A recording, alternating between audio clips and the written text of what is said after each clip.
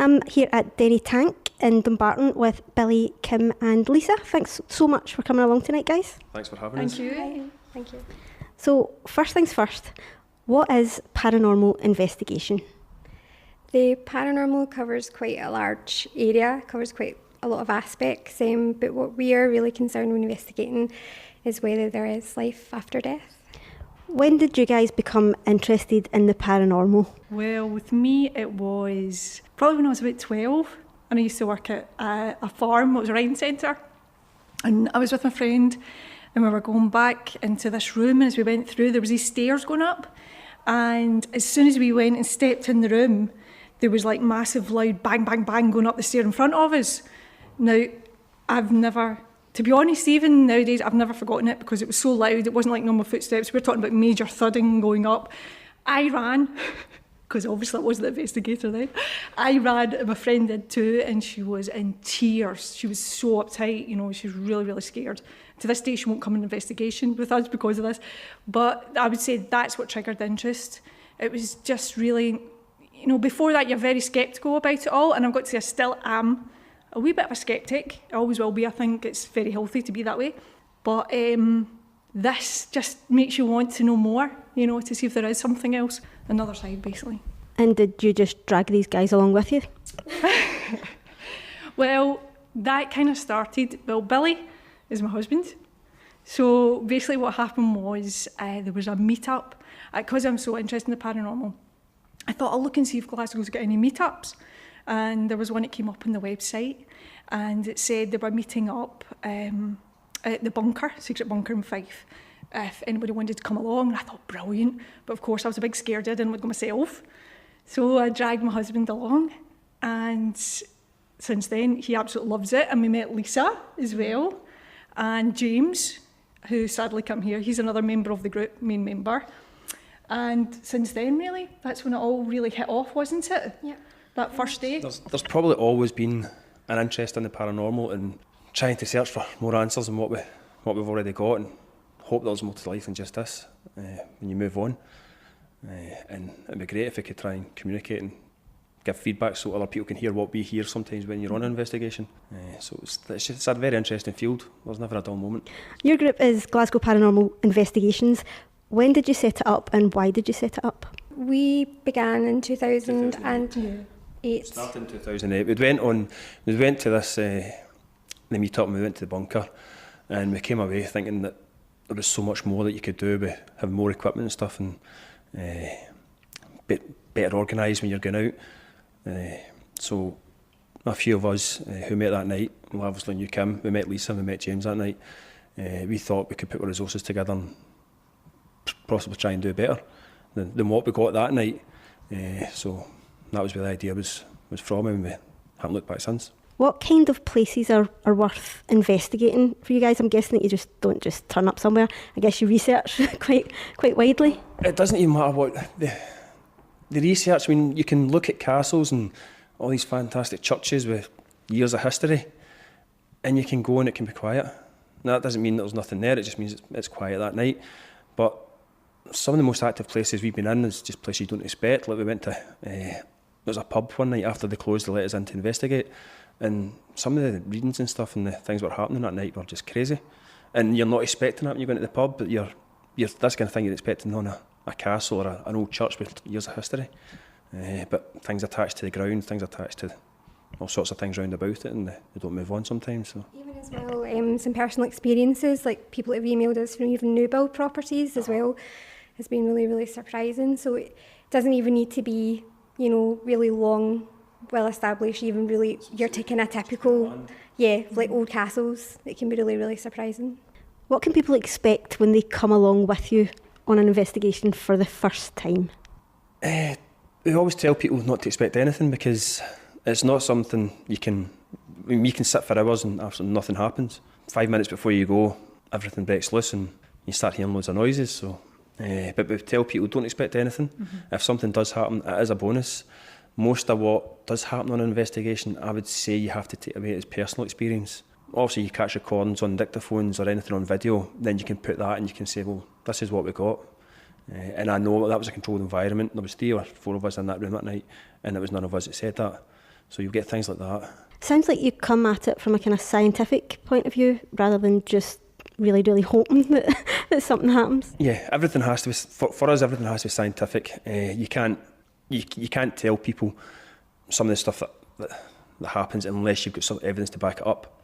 So if you've got it on a dictaphone, if you've asked a question on a dictaphone and you get a specific answer back, the odds of that happening are astronomical. So that would suggest that maybe there is something paranormal tuning into you and answering the question you've just asked. So you're always looking for the scientific side. Is there a big community of paranormal investigators in Scotland?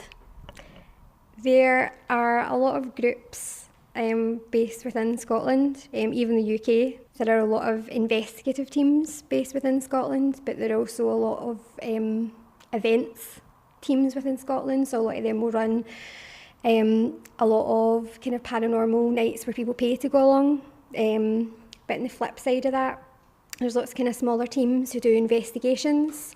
We are more of a kind of investigative team where I would probably say that's how we best kind of... Yeah, I would say we are more, because we are scientific, it's not like we don't believe the psychics or the sensitives that people bring along. It's nothing to do with that. It's because obviously if you present that as evidence to people that a sensitive has said that, nobody's, even ourselves, well, we never experienced it. So that's why we come, alongside of scientific, isn't it? Mm-hmm. Because that way, the proof that we do get, we can say ourselves, well, we've experienced it. I think for us, it's not to prove to other people. It's not like that at all, because we are really doing this to prove to ourselves. We want to know either way. Maybe one day they'll say, listen, this is, firm proof that there's not. At least we know ourselves. We hope that's not the case.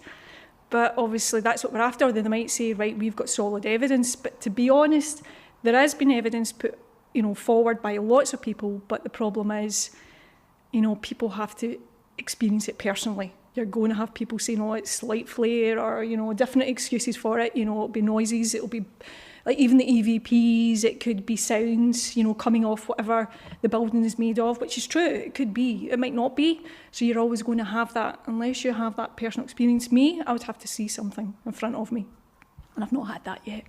You'll find with events companies, they'll take you out and do Ouija boards and table tipping and things like that, but for us, you can't really use that as solid evidence. Table tipping is not something I've ever really been into. Ouija boards and stuff, they do add to the excitement for people who are there for an event and want fun out of it. But we, as Kim said, we are out to try and prove the existence of paranormal. You mentioned there EVP. What kind of equipment do you need to do a proper paranormal investigation? Or can you just go out and, have a wee look-see? You could just use basic sound recording equipment. So you could use a dictaphone, that's what we use. You could use something as basic as like a tape deck kind of dictaphone, something as basic as that. Mm-hmm. We use the kind of digital dictaphones at the moment. What else do we use? Well, if we go in more the scientific, obviously nowadays you're getting lots of more new technical equipment coming out. So we've got the spirit boxes, which is the PSB7, and then you've got an upgrade from that, the PSB11. You've also got ovuluses, which actually say, if you go into an environment, they could say John, it will come up, John, or whatever, it speaks to you. You get so much different equipment now. But basically I would say that you can even use your own phone as well. I mean, there's nothing stopping anything being recorded in any equipment. The basic, it doesn't matter how, much you pay for anything. It could be the cheapest form or the dearest form. It's still basically, at the end of the day, you've still got a chance of catching, some activity on it. EVPs. It's all down to the frequency that they pick up that we as humans don't hear, but the recorders will pick up. Right, I think this one is going to be a bit of an argument starter. What's the creepiest thing that has ever happened to you guys on an investigation? Well, for me, I don't consider myself to be psychic. I don't hear spirit, I don't generally see spirit. As we've said, we use dictaphones and stuff to try and communicate. But we were at a place called Cultibragan, which was a prisoner of war camp in Comrie through in Fife, Perthshire, up in Perthshire. Then we're in one of the underground bunkers, and it was creepy because when we got there, most location owners will hang about there's a lot of stuff in it, a lot of equipment in these places. When we went there that night, we were met at the gate, on the outside of the gate, by the guy who had the key to open the gate.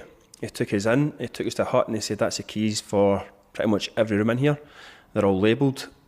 When you're finished, post the keys back through the fence. Wow. Which we found, I don't think we thought too much at the time, but it's not something that generally happens. But anyway, we were in the bunker and we're heading downstairs, and James, as usual, right at the front to see what's going on. But I was at the back of the group and I heard James's name getting shouted, like in real time. But what then happened is the next thing James said seemed to answer what was said, although James was completely unaware of what I'd heard. So at the time, we kind of tried to pull James back a wee bit, thinking there was something that we didn't know about that was trying to draw him downstairs, which can happen when you're on investigation. You do have to be really careful. That's where you'll use spirit protection. So we kind of got James back out and we went back to our base camp and regrouped a wee bit before we went back in. But for me, hearing his name shouted like that was quite unnerving. It's unnerving for me just hearing that story. And I wasn't in the room at the time. Well, it was good. I think there was only 5 of us there that night. I think with a bigger group, we could have done more. It was a fantastic location and I'd love to get back to it. But I think there's a few developments going on at it just now within the community, so I don't know if they're allowing people back. But another team. It would be good to get back there. Investigate a bit further, especially now because we're a few years down the line and we've got a lot more equipment than what we started out with when we were doing places like that. So it would be good to. A new one, wasn't it? That was really at the beginning. I mean, we didn't have CCTV and stuff like that then. We could, if it was on there, then we could set CCTV up and sit and watch it for a wee bit and then think, right, get your brave pills in and we'll go back again. We'd literally be watching all night. That's when it clicked as to why the gentleman let us in, maybe just let us in and left. And it was the least likely. The bunker was the least likely part of it. That's only part of the prisoner of war camp. There's lots, of other buildings there. But the bunker was the news part. So we thought we were quite, it's going to be fine. That's what took us back. But obviously it's the land. It's nothing to do with the building or anything. It's to do with how old that land was and what happened there. And that's when, well, to be honest, I review the evidence of that place. And when Bill was talking about James's name and stuff like that, when I was looking through EVPs, James's name came up quite a few times as soon as before you even went in the bunker. It was getting shouted, as we were going through. But we never heard it. But it was caught, on the recordings. So if people are interested in coming along to a paranormal investigation or just want to find out more about GPI, how can they do that? You can basically go onto our website, which is www.gpi.co.uk. You can go into our Facebook page and you can go into our Twitter as well. We're pretty much get that all covered. And all the information is there on our website. You can listen to some of our EVPs, even like we've just been discussing. I think we've got some videos on there as well. Yes, we have. There's also some of our previous investigative reports as well. So if you're having a wee quiet night in and you want to keep yourself out even more after listening to the EVPs, you can go and have a wee read on there as well. There's some, if you're maybe even interested in going into maybe some paranormal investigating as well, there's some information on there about some of the equipment and things like that as well. So a wee evening's read. Thank you guys so much for absolutely terrifying me tonight. I will not be sleeping, but it was really kind of you to come along. Thank you so much. No problem. Thank you. Thanks. Thanks very much.